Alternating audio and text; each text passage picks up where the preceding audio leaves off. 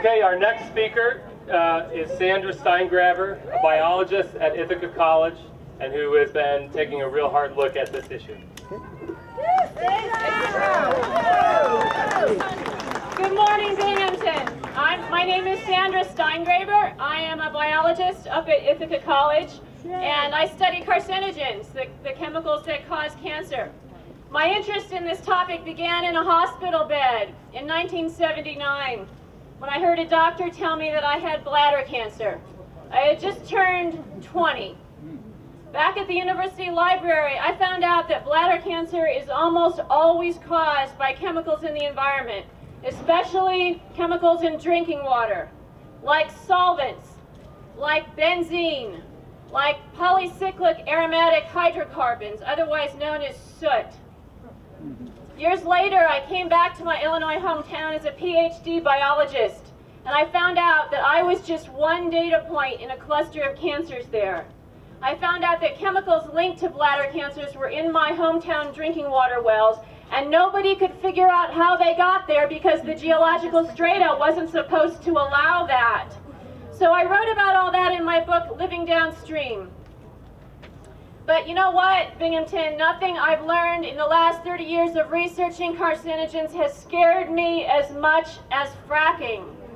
So when I was asked last May to participate in a congressional briefing about the environmental contributions to cancer, I talked about fracking, and I talked about fracking again at a meeting with White House staff. We all need to be talking about fracking. The bedrock under our feet is made of shale. Geologists call it the ancient basement of New York. It's an old seafloor. It's like a big chalkboard under the ground, and entrapped inside this layer are tiny bubbles of methane called natural gas. These bubbles actually represent the bodies of ancient sea creatures.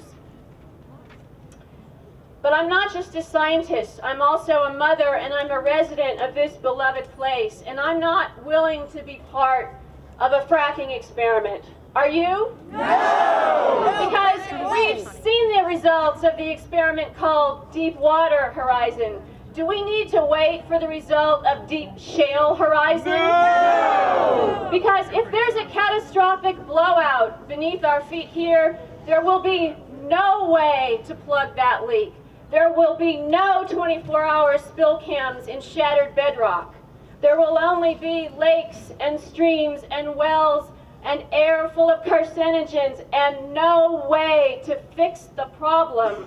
And because my job as a parent is to keep my children safe from harm, my job as a parent is to say no to fracking. Absolutely. Now some people say that that's unrealistic, that fracking is inevitable. Well, that's what they said about abolishing slavery too. And New York State played a heroic role in that struggle. And that's also what they said about women winning the right to vote. And guess what? In upstate New York, we led that struggle as well. So New York, this is our moment. This is the struggle of our lifetimes. This is our chance to be heroes, to make history. I love this place, and I love my children. And what we love, we must protect. So join me today in letting the EPA know that fracking our land with carcinogens is no solution to our energy problem. Join me in letting our children and grandchildren know, and all the generations who come after us know, that we here in New York did not play the role of good Germans when the frackers arrived.